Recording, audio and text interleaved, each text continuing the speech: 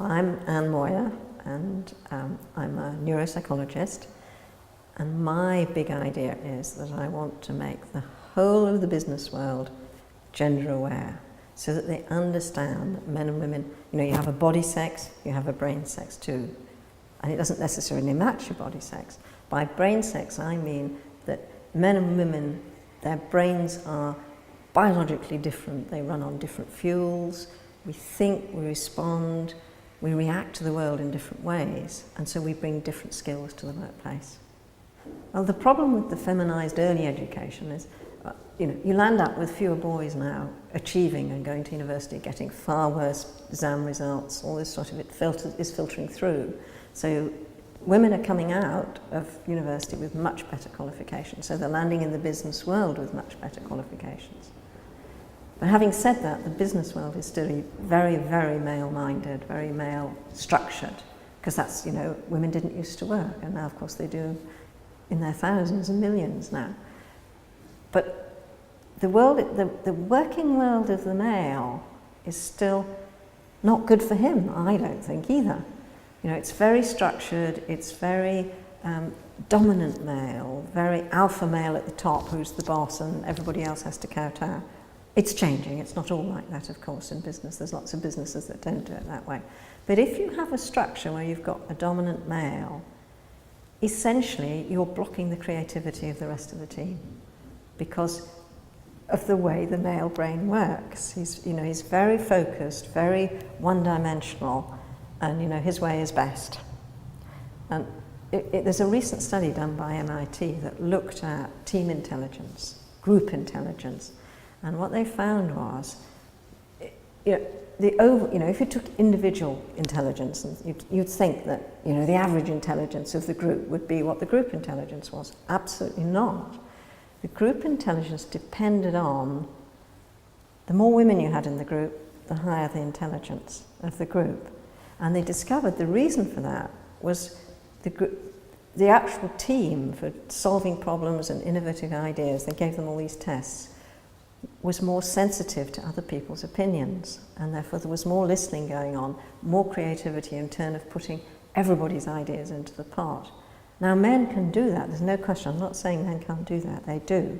It's just that within the modern way, or the old-fashioned business model, means that the vast majority of creative ideas don't make it into discussion, and it limits things. So the male world of business is limiting the male just as much as it was limiting the female.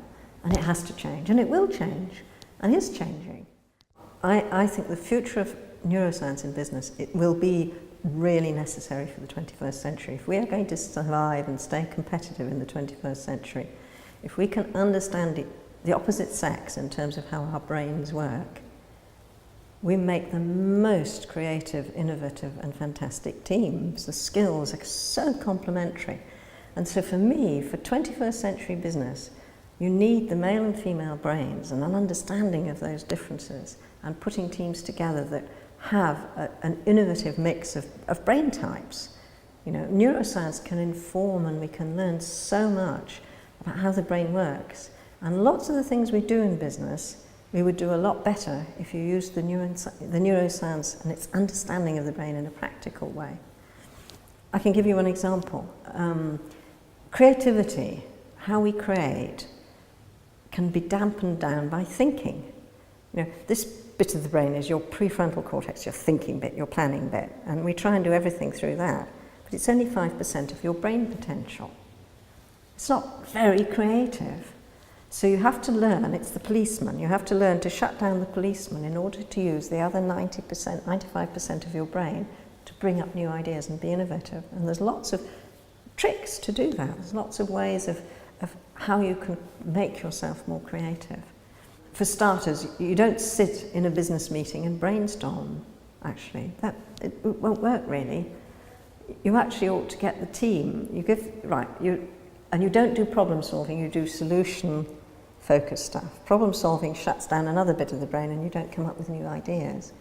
Problem solving sends you down the old trammeled routes in your brain. If you say, instead of saying,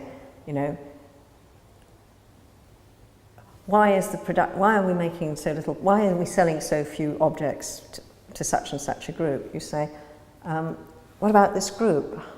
How can we encourage them to buy our products? And you look at it in a different light, and that's more creative. But how do you shut down that old policeman?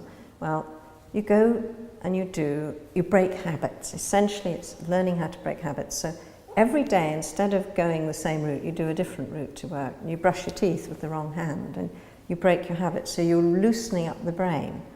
And then the other way of doing it is what they call mindfulness. Mindfulness is brilliant for creativity. And that's essentially stopping the thinking brain by being mindful of everything you do. So when you're brushing your teeth, you really think about the feel of the toothpaste, the taste of the toothpaste, the sound of your brush. And you literally stop the thinking brain. You shut it down. And that's how you create. That's when you come up with your best ideas. I mean, everybody knows, don't they? You come up with your best ideas in the shower and things like that. Well, the reason is you've shut down the thinking brain. But we're beginning to understand it now for neuroscience. And of course, there are differences in the thinking brain between men and women.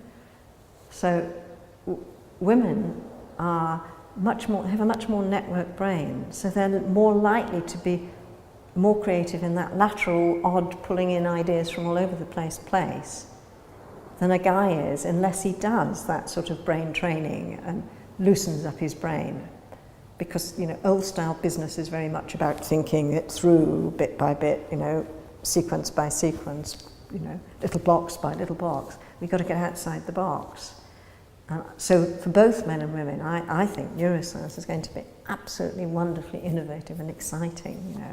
We're going to be able to do the most amazing things by understanding how the brain really works. There are lots of ways of making your brain creative. Essentially, what you're trying to do is to get it out of using. We get sort of tram lines in the brain because the brain is very efficient and organised. It likes to go the route it knows. But you've got to push it out of the tram lines to be creative. And in order to do that, you've got to make both sides of the brain really active. They used to say it was right brain creativity. You need both sides. So there's some, what I call cross-brain training exercises. They're very simple. You essentially have to do a different thing with your left and right side of your body. Your left side controls the right side of the brain, your right side controls your left. So if, for example, you stand up straight and you move this arm forward and that arm backward, but you have to keep doing it the same way, like this. It's actually really difficult to do it.